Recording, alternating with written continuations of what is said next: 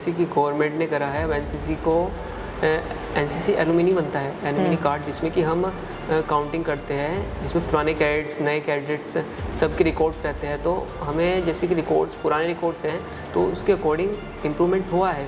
तो काफ़ी पेरेंट्स जो आर्मी बैकग्राउंड से होते हैं तो फोर्स करते हैं, मतलब कुछ ही होते हैं जो फोर्स करते हैं। पीएससी के इतने साल की तैयारी करने से अच्छा अगर कोई आदमी इसमें ही आ जाए तो वो ज़्यादा बेनिफिट है। अब आप स्वागत है आप सभी का विचार विमर्श चैनल पर। और आज हमारे साथ जो गेस्ट मौजूद हैं वो एक जूनियर अंडर ऑफिसर हैं जिनका नाम यश तिमान जी है। और आज हम इनसे इनकी रैंक के बारे में जानेंगे, डायरेक्टरेट के बारे में जानेंगे, कंपनी के बारे में जानेंगे, यूनिट के बारे में जानेंगे और सबसे अहम बात हम ये जानेंगे कि आखिर एनसीसी होता क्या है। और अगर आपको काफ़ी रुचि है इन सब चीज़ों के बारे में जानने के लिए तो ये वीडियो स्पेशली आप लोगों के लिए। बिना किसी देरी के इस वीडियो को आप देखें और नीचे दिए गए चैनल को सब्सक्राइब करना ना भूलें। स्वागत है आपका सर। सबसे पहले कैसे हैं आप? I am fine and you? I am also good sir.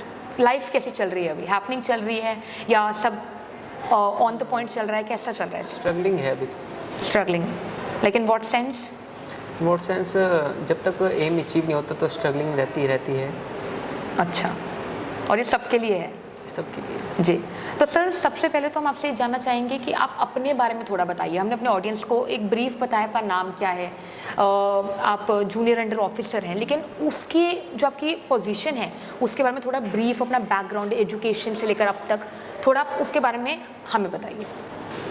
My self Yash Timan, my rank is junior and officer. I am from 86 UP battalion which is under merit group and Uttar Pradesh directorate. NCC एक तरीके से हमारा army structure पे बनी हुई है। Army structure ऐसे ही जैसे आर्मी स्ट्रक्चर में अलग अलग यूनिट होती है, उसमें कमांड्स होती है, ऐसे ही एनसीसी में हमारे जैसे ऑल ओवर जो मेन हेडक्वार्टर है वो दिल्ली में है। फिर उसके बाद सभी स्टेट्स में बटा हुआ है। ये किस चीज़ का हेडक्वार्टर हम बता रहे हैं? ये एनसीसी का डीजी एनसीसी हेडक्वार्टर, उसका हेडक्वार्टर दिल्ली में, ठीक, दिल्ली में है। और ये अलग अलग स्टेट्स में डिस्ट्रीब्यूट्स है। मैं जिसमें आता हूँ वो उत्तर प्रदेश डायरेक्टरेट है। अच्छा। हमारी जो ऑल ओवर डायरेक्टरेट्स हैं ऑल ओवर इंडिया वो 17 डायरेक्टरेट्स, ठीक है। और मैं आता हूँ उत्तर प्रदेश डायरेक्टरेट में। उत्तर प्रदेश डायरेक्टरेट्स में भी 11 ग्रुप्स हैं। 11 ग्रुप्स हैं। और वो किस चीज़ के ग्रुप्स हैं? जैसे कि आप डिस्ट्रीब्यूशन किसी चीज़ का करते हो ना, कि मतलब इसके अंडर ये आएगा, इसके अंडर ये आएगा, तो मतलब एक टीम वाइज कहते हैं, स्ट्रक्चर पूरा जो रहता होता है, उसके बारे में बात कर रहा हूँ मैं। तो जैसे कि मैंने बताया उत्तर प्रदेश डायरेक्टरेट से हूँ, तो उत्तर प्रदेश डायरेक्टरेट में आते हैं आपके 11 ग्रुप्स, ठीक है, जिसमें कि मैं मेरठ ग्रुप से हूँ। और देन ये फर्दर डिवाइड होता है बटालियंस के अंदर। क्या आपने टर्म क्या यूज़ करा? बटालियन। वो क्या होता है, थोड़ा आप उसके बारे में बताइए। बटालियन जैसे कि आपके पास एक ग्रुप है तो उसे आपको किसी चीज़ में डिवाइड करना है, आप पे मतलब वो संभाली नहीं जा रही एक तरीके से, तो आप डिस्ट्रीब्यूट करके उसे एक तरीके से ऑर्गेनाइज करना चाहते हैं। मान लो अगर आपके अंडर कोई एक टीम काम कर रही है तो उसको भी टीम में डिवाइड करना, टीम को भी टीम में डिवाइड करना। अच्छा, तो उसको बटालियन बोलते हैं। बटालियन कहते हैं। अच्छा, तो मैं 86 यूपी बटालियन से हूँ जो सहारनपुर के अंदर है। और इसमें भी फर्दर कॉलेजेस और स्कूल्स के बेसिस पे डिवाइड होती है कंपनीज। तो मैं 8th कंपनी में हूँ 86 की। अगर आप कॉलेज के स्टूडेंट हैं तब उनमें से बच्चे चूज़ करे जाते हैं? हाँ जी, कॉलेज में से कॉलेज लेवल पे भी होती है, स्कूल लेवल पे भी होती है। अच्छा, दोनों लेवल। इसमें क्या होता है, अगर आप 9th क्लास में हो तो आप ए सर्टिफिकेट के लिए एलिजिबल हो। ए सर्टिफिकेट माने? एनसीसी के अंदर हमारे 3 सर्टिफिकेट होते हैं, ए बी सी। अच्छा, जो ए सर्टिफिकेट एलिजिबिलिटी है वो आप 9th क्लास में होने चाहिए, आप फिजिकल फिट होने चाहिए और आपकी IQ लेवल नॉर्मल होना चाहिए। ऐसा नहीं है कि मतलब ज़्यादा वीक हो आप, फिजिकल एबिलिटी मतलब डिसेबिलिटीज़ नहीं होनी चाहिए, फिजिकल शार्प माइंड, हम कह शार्प माइंड। और जैसे कि मैंने बताया कि 9th और 10th से 9th में तो होता है हमारा एक ए सर्टिफिकेट, और फिर उसके बाद ये ए सर्टिफिकेट होता है 2 साल का, जिसे आप 9th और 10th में कंप्लीट करते हो। 10th में आपका एग्ज़ाम होता है, उसमें आपका ड्रिल और रिटन एग्ज़ाम होता है, तब जाके आप उसे क्वालिफाई। 10th में होता है? 10th में होता है। इसमें बोलना चाहूँगी कि जब आपने 10th का बताया उसके साथ साथ जो आप 10th में पढ़ रहे हैं वो भी उनको साथ में अपनी बैलेंस करके चलना पड़ता है स्टडीज़ को, बैलेंस करना पड़ता है। तो कहीं ना कहीं मुश्किल नहीं रह जाता, क्योंकि उसकी भी एग्ज़ाम की वो तैयारी कर रहे हैं, साथ साथ अपने स्कूल की, क्योंकि हम स्कूल में देखें तो काफ़ी असाइनमेंट्स, काफ़ी पढ़ाई, 10th में बोर्ड्स आ जाते हैं, उसकी काफ़ी चिंता रहती है बच्चों में। अब मैं आपको एक बात कहना चाहता हूँ, जैसे जी। कि ये आर्मी का बेस है। जी तो आर्मी में क्या होता है कि अगर हम किसी चीज़ मतलब किसी सिचुएशन में है तो हमें उस सिचुएशन को मतलब मुश्किल में रह के हमें क्विक डिसीजन लेना पड़ता है। मुश्किल में रहकर, मतलब जैसे कि आपके कोई सिचुएशन ऐसी आ गई, मतलब आप कभी कोई ऐसा चैलेंज आपको याद रहा हो जब, क्योंकि आपके खुद के अंदर एक टीम है आप जिसको संभालते हैं आपके अंडर, तो कोई ऐसे एक चैलेंज रहा हो कि आपको लगा हो कि हाँ यार इसका इंटरेस्ट नहीं था आने का, लेकिन फिर भी ये कर रहा है किसी न किसी वजह से, तो कोई एक ऐसा चैलेंज जो आपको याद हो और आपने उसको काफ़ी अच्छे तरीके से, अच्छे ढंग से टैकल किया हो? काफ़ी बार क्या होता है कि पेरेंट्स दबाव डालते हैं कि आपको गवर्नमेंट जॉब, जैसे किसी के फादर आर्मी बैकग्राउंड से है, जानने के लिए मतलब कि आपको मतलब जैसे कि आपको ए सर्टिफिकेट के मार्क्स मिलते हैं, बी के मार्क्स मिलते हैं गवर्नमेंट एग्ज़ाम में, और उसकी काफ़ी अदर बेनिफिट्स हैं।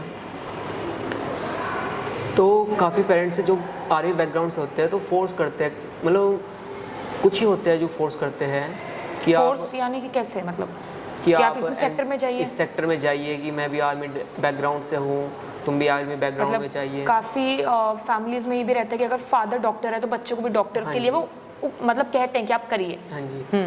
तो ये पूरा एक हम कह सकते हैं सिचुएशन टाइप है। सिचुएशन टाइप है। उसमें क्या होता है, बच्चा दबाव में आके वो चीज़ करता है पर उसका इंटरेस्ट नहीं होता उस चीज़ में, वो कुछ और करना चाहता है, पर हम उसे फिर उसके बेनिफिट्स बताते हैं, उसे मतलब धीरे धीरे समझाते हैं कि भाई कि इससे आपको बेनिफिट्स क्या क्या है।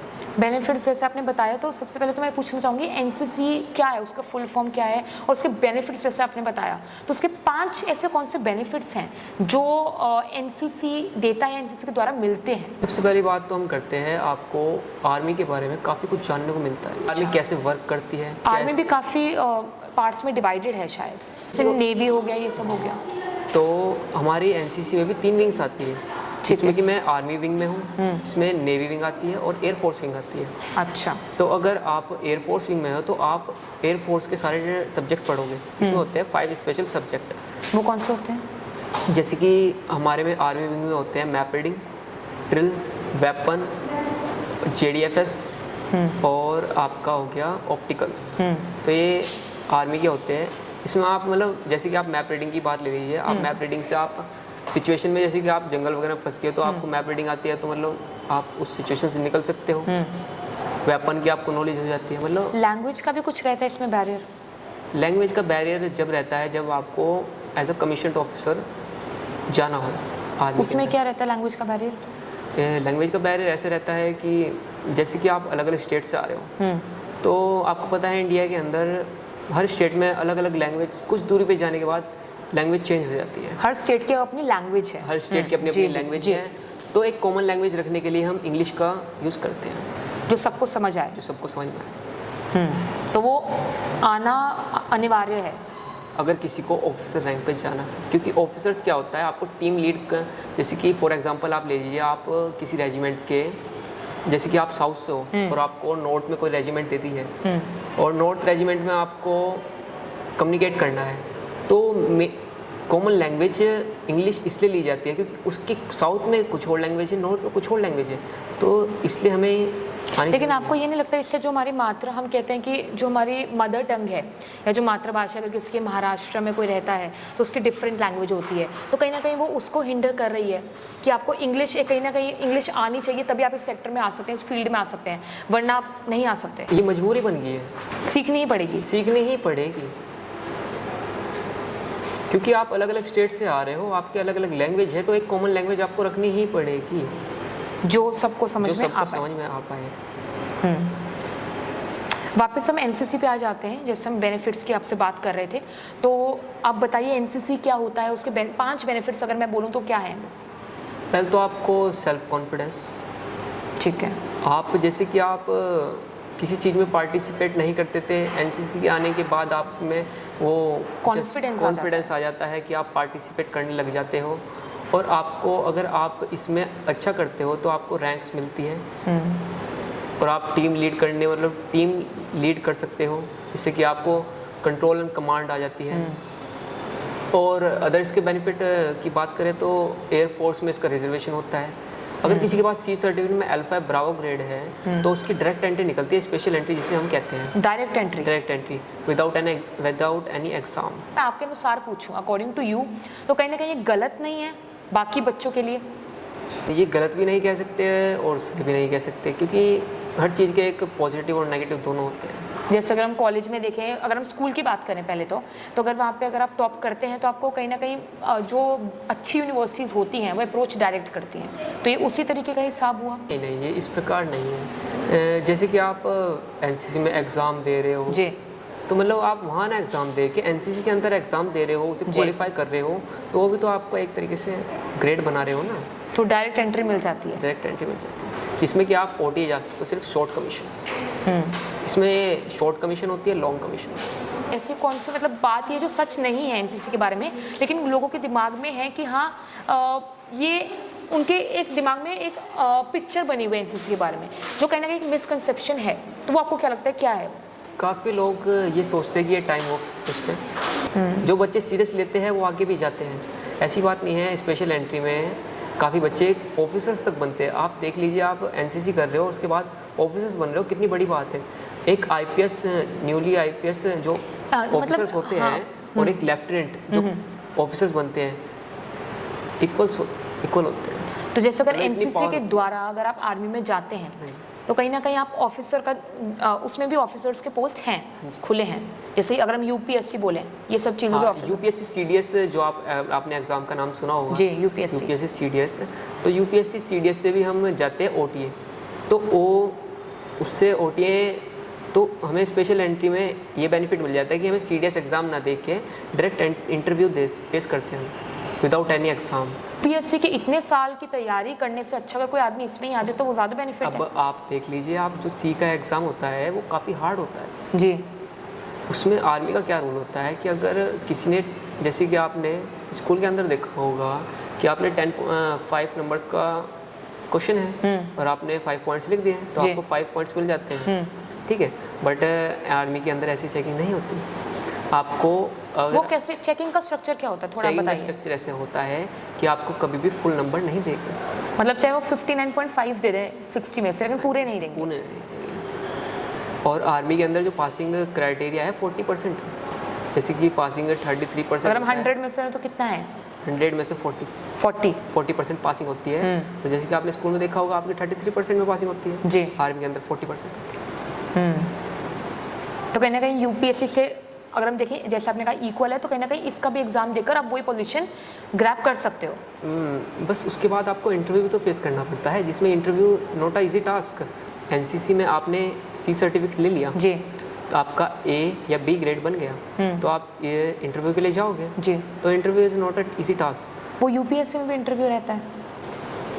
Is more difficult than UPSC. It's more difficult, तभी लोग यूपीएससी चूज़ करते हैं। नहीं, क्या लोगों को पता ही नहीं है इसके बारे में? अभी इसके बारे में काफ़ी लोग अवेयर भी नहीं है। और तो कुछ अवेयरनेस प्रोग्राम्स चलाए गए हैं, कुछ वर्कशॉप्स ऐसे हों जिसमें लोगों को बताया जाए कि आखिर एनसीसी होता क्या है, इसके असल में बेनिफिट्स क्या हैं? कुछ ऐसा हुआ है अभी तक? हुआ है ऐसा, जैसे कि गवर्नमेंट ने करा है। एनसीसी को एनसीसी एलुमिनी बनता है, एलुमिनी कार्ड, जिसमें कि हम काउंटिंग करते हैं, जिसमें पुराने कैडेट्स, नए कैडेट्स सबके रिकॉर्ड्स रहते हैं। तो हमें जैसे कि रिकॉर्ड्स, पुराने रिकॉर्ड्स हैं तो उसके अकॉर्डिंग इम्प्रूवमेंट हुआ है। नए बच्चे काफ़ी मतलब इम्प्लीमेंट हो रहे हैं। और जिन स्कूलों में अभी तक एनसीसी नहीं है, आने वाले टाइम में उन स्कूलों में भी एनसीसी जागरूकता फैल रही है। बिल्कुल। अगर मैं आपसे पूछूं, जैसे आप इस फील्ड में, इस प्रोफेशन में हैं, तो एक बेनिफिट और एक मतलब एक हम एडवांटेज कह सकते हैं और एक डिसएडवांटेज जो आपको लगता है इस फील्ड में है। जैसे कि आप नॉर्मली कोई ग्रेजुएशन कर रहे हो जी, ग्रेजुएशन वो भी बंदा कर रहा है जो एनसीसी कर रहा है जी। मैं कॉलेज की बात ले रहा हूँ, स्कूल की बात नहीं कर रहा हूँ जी। तो वो एक अलग से एक्टिविटी भी कर रहा है, तो प्लस पॉइंट उसका बनता है। और एक अगर डिसएडवांटेज की बात करें तो क्या है इस फील्ड में रहने का? डिसएडवांटेज ये काफ़ी पर्टिकुलर रहना पड़ता है अपनी चीज़ों को लेकर, पर्टिकुलर रहना पड़ता है, डिसिप्लिन रहना पड़ता है। तो एडवांटेज है डिसएडवांटेज है? ये एडवांटेज है। काफ़ी कुछ सिखाता है आपको। काफ़ी कुछ सिखाता है। मैं रहने का तरीका, हमें ड्रेसिंग सेंस सिखाता है, कॉन्फिडेंस। कैसे बात करनी है लोगों से, कॉन्फिडेंस। लेकिन एक डिसएडवांटेज क्या है, कुछ तो होगा। डिसएडवांटेज ये है कि आपकी स्टडी पे इफेक्ट पड़ता है इसका। बैलेंस करना थोड़ा बैलेंस मुश्किल थोड़ा हो जाता हो है। जाता है। अगर आप इसे एनसीसी में आप आगे जाना चाहते हो तो जैसे कि आपके बड़े बड़े कैंप होते हैं, जैसे आपने सुना हो रिपब्लिक डे कैंप, जी।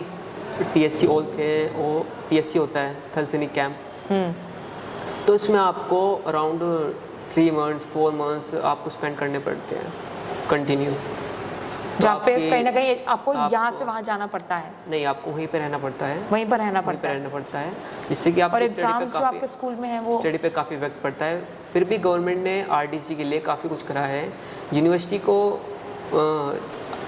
के लिए एक लेटर निकाला है जिसमें कि यूनिवर्सिटी को अगर उसका आरडीसी कैंप है वो बच्चे का या कहूँ कैडेट का, तो उसे जब वो आ जाएगा तो उसके बाद उसे 1 महीने का टाइम देगी यूनिवर्सिटी, देन उसका री एग्ज़ाम कराएगी। री एग्जाम होता है। री एग्ज़ाम होता है for RDC, only for RDC cadets. College का सपोर्ट मिलता है इसमें आपको? यूनिवर्सिटी का सपोर्ट मिलता है। अगर आप उनको बता के जाएं कि हाँ हाँ जी, मैं 4-5 महीनों के लिए जा रहा हूँ, गवर्नमेंट ने नोटिस जारी करा है, तो पूरा सपोर्ट है। पूरा सपोर्ट है गवर्नमेंट का। एक मुझे काफ़ी जिज्ञासा है, एक प्रश्न आपसे जानने की कि आपकी रुचि इस प्रोफेशन को लेकर कब बढ़ी? वो कब आपको लगा कि हाँ मैं इस प्रोफेशन के लिए ही बना हूँ या मुझे इस प्रोफेशन में ही आगे अपने पैर आजमाने हैं? वैसे तो मेरी बचपन से ही थी, पर जैसे कि मैं आर्मी रिलेटेड मूवीज़ देखता हूँ, बुक्स पढ़ता हूँ। शुरू से आप वही देखते थे? फैमिली बैकग्राउंड रहा है आपका कुछ ऐसा? नो, पर माय फादर्स ड्रीम की वजह से भी कहीं ना कहीं इन्फ्लुएंस हुआ है, इस तरफ आपकी रुचि बढ़ी है। क्योंकि मेरे फादर का सपना था आर्मी में जाने का। तो मेरे पिताजी मतलब एक तरीके से, मेरे पिताजी के पहले क्या होता था, अगर किसी के हाथ पे टैटू होता था जी, तो वो डिस्क्वालीफाई हो जाता था। आज के टाइम में तो टेक्नोलॉजी आ गई जिससे कि आप टैटू हटा सकते हो। अब डिस्क्वालीफाई नहीं करते हैं वो। अब आप टैटू हटवा के फिर चले जा सकते हो, पहले टैटू हटता नहीं था वो। तो पता भी नहीं चलता है, वो पता भी नहीं चल पाता उन्हें कि हटवाया है या कुछ ऐसा। पता लगता है पर वो हट जाता है तो नॉर्मली धीरे धीरे करके वो गायब हो जाता है। ऐसी बात नहीं। गायब हो जाता है। गायब हो जाता है। आपकी नॉर्मल स्किन, जैसे कि आपकी स्किन, क्योंकि टैटू में क्या होता है, लेजिक होता है वो आपकी स्किन जलाता है, फिर उसके बाद वो धीरे धीरे रिकवर होती है। वाइट ब्लड सेल जो हमारे होते हैं वो उसे वैसे ही प्रॉपर कर देते हैं जैसे नॉर्मल स्किन होती है। तो कहीं ना कहीं आपके फादर का भी ड्रीम रहा, आपको काफ़ी लगाव है उनसे, जिस वजह से आप उनके ड्रीम को आगे परस्यू करना चाहते हैं, और इस वजह से भी आपकी कहीं ना कहीं रुचि बढ़ी। बहुत खूब। सर, कि आने वाले, अगर मैं कुछ सालों में देखूं, अगर मैं आपसे पूछूं कि आने वाले कुछ सालों में आप अपने आप को इस प्रोफेशन में या एज अ पर्सन क्या देखना चाहते हैं, तो वो क्या होगा? As a commissioned officer in my favourite regiment 11 Gorkha Rifles. और उसके पीछे का कुछ कारण? Because Sam Manekshaw is in same. Who is Sam Manekshaw? Sam Manek, field marshal Sam Manekshaw. उनके बारे में कुछ बताना चाहेंगे आप? वो बहुत काइंड पर्सन थे, और मतलब जिस तरीके से वो माइंड का यूज़ करते थे, वो भी इसी फील्ड में थे? उसी फील्ड में थे। वो उनकी मतलब रैंक जो हमारी हाईएस्ट रैंक है वो उनकी रैंक रह चुकी है। तो आपके रोल मॉडल कहीं ना कहीं हम कह सकते हैं वो एक तरीके से रोल मॉडल फर्स्टली मेरे फादर हैं, then field marshal Manekshaw. और एक चीज़ अगर मैं आपसे पूछूं कि आपने क्या सीखा है उनसे, जिनका आपने अपने रोल मॉडल का नाम लिया सैम मानिक शॉ, तो उनसे क्या सीखा है आपने, तो ये क्या होगा? जैसे कि मेरे प्रोफेशन ले लीजिए, जैसे कि मैं सीनियर हूँ, तो कभी भी अपने जूनियर्स को ऐसे नहीं दिखाना है कि मैं ही सब कुछ हूँ। ईगो नहीं दिखाना है कभी। और कोई उनकी कोई एक ऐसी आपको कोई ऐसी कल्पना या ऐसा कुछ चीज़ आपको याद हो उनकी जो आप बताना चाहें हमें? जैसे कि मैंने उनके बारे में पढ़ा था जी, कि एक बार उन्होंने, एक सूबेदार मेजर थे जिन्होंने एक अपने से नीचे जूनियर सैनिक को पनिशमेंट दी थी सैल्यूट की। तो जब वहाँ सैम मानिक शॉ आए, field marshal Sam Manik Shaw, तो उन्होंने ये देखा कि ये सैल्यूट मार रहा है बंदा, पर ये उसके बदले, क्योंकि आर्मी के अंदर रूल है सैल्यूट के बदले सैल्यूट। ठीक है। तो उन्होंने सूबेदार मेजर को ये कहा है कि आप क्यों नहीं इसे सैल्यूट मार रहे हो। तो क्यों नहीं मार रहे हो? तो एक तरीके से जो उन्होंने पनिशमेंट दी उन्होंने आई थिंक 500 सैल्यूट्स की पनिशमेंट थी, तो सेम थिंग उन्हें भी सूबेदार मेजर को वो चीज़ करनी पड़ी। तो कभी भी ऐसे मतलब अपने जूनियर्स पे अपनी पावर का मतलब वो कहीं ना कहीं अपनी जो टीम थी या जो जूनियर्स थे उनको एज ए परिवार हम कह सकते हैं। इस प्रोफेशन में आज आप हैं, आप आपने इसके जो एस्पेक्ट्स हैं वो देखे हैं, तो इस पॉइंट पर हर के लिए, हर एक पर्सन के लिए, हर एक व्यक्ति के लिए सक्सेस, कामयाबी की डेफिनेशन डिफरेंट होती है। अगर मैं आपसे पूछूं कि आपके अनुसार या आपके लिए सक्सेस की डेफिनेशन क्या है, तो वो क्या होगी? आपने एक मूवी देखी होगी 3 इडियट्स। तो उसमें वो रैंचो कहता है कि सक्सेस के पीछे ना भागो, कर्म के पीछे भागो, सक्सेस छक मार के पीछे आएगी। और उसी चीज़ का फॉलो करते हैं, मतलब मेहनत करते रहो, कभी भी ये पीछे मुड़ के नहीं देखो कि मैं कितना सक्सेस हो गया हूँ। मतलब चलते रहो, इम्प्रूवमेंट करते रहो। कभी भी ये सोच लो कि मैं इस पोस्ट पे आ चुका हूँ, अब मैं काम बंद कर दूंगा। तो मतलब वर्क हमेशा अपने ऊपर करते रहो। और कभी ऐसा हो जब आप कुछ काम या हार्डवर्क कर रहे हो और उसका परिणाम आपको ना दिख रहा हो, तब क्या करना चाहिए? तब निराश होकर बैठ जाना चाहिए? निराश होकर कभी नहीं बैठना चाहिए। जैसे कि मैं अपने एग्जाम्पल लेता हूँ, मैंने थल सैनिक कैंप में था, तो थल सैनिक कैंप में मेरा आईजीसी कंप्लीट हुआ था। आईजीसी में मैं बाहर हो गया था, उत्तर प्रदेश डायरेक्टरेट से हैं। तो घर आके काफ़ी मेरे परिवार को दुख तो हुआ था, पर नेक्स्ट डे सीओ सर ने मुझे कॉल किया कि मतलब सीओ सर का मैसेज आया मतलब ग्रुप में कि सभी स्कूल से सब कैडेट्स आ जाइए, एएलसी कैंप जा रहे थे। That was a SSB camp, like SSB camp in which we learn about SSB. तो क्या हुआ मेरे साथ, मैं वहाँ पे गया तो मुझे उससे बेटर अपॉर्चुनिटी मिल गई, टीएससी से बेटर, उससे बेटर मिल गई। क्योंकि थल सैनिक कैंप में क्या होता कि मैं एक ही इवेंट में रहता जी, पर जो मेरा ड्रीम है वो उससे ज़्यादा फुलफिल होगा जो एडवांस लीडरशिप कैंप में अब जाऊँगा 12 नवंबर को। क्योंकि उसमें क्या होगा, हमें तो कहीं ना कहीं आपको एक बेटर अपॉर्चुनिटी मिल गई। कभी भी निराश नहीं होना चाहिए। पता नहीं भगवान ने कहाँ पे मतलब कुछ आपको तब खुशी हुई। हर चीज़ को पॉजिटिव लेना चाहिए कि मतलब ये नहीं हुआ तो आगे भी कुछ ना कुछ अपना सही होगा। बहुत खूब। तो जैसे कि इन्होंने कहा, इन्होंने सक्सेस के बारे में बताया, कामयाबी के बारे में बताया कि कैसे हमें जो एक हार्डवर्क होता है उसको करते रहना चाहिए और कभी भी सक्सेस आप अपने आप पीछे आ जाएगी। और जैसे कि इन्होंने काफ़ी चीज़ें बताई, सैम मानेकशॉ जी के बारे में इन्होंने बताया कि कैसे उन्होंने नॉन ईगो रखकर कैसे उन्होंने अपनी जो यूनिट थी, अपने अंदर टीम थी, उसको एक परिवार की तरह माना। तो आखिर में आपका बहुत बहुत धन्यवाद सर कि आप इस बातचीत का एक हिस्सा बने हमारे साथ और आपने काफ़ी सारी चीज़ें बताई। कहीं ना कहीं एनसीसी के बारे में हमारी ऑडियंस को नहीं पता था, मुझे भी कहीं ना कहीं काफ़ी चीज़ें ऐसी हैं जो मुझे आज ही पता चली और मुझे नहीं पता थी। तो उसके लिए आपका बहुत बहुत धन्यवाद। और हम चाहेंगे कि आपका जो गोल है, जो आप एक बड़ा गोल आपने एम बनाया हुआ है, वो आप अचीव करें और बहुत जल्द करें। और वही है कि आप हार्डवर्क करना मत छोड़ें। तो जल्द मिलते हैं एक और नई वीडियो के साथ, एक और नई बातचीत के साथ, एक और नए गेस्ट के साथ। तब तक के लिए विचार विमर्श साइनिंग आउट।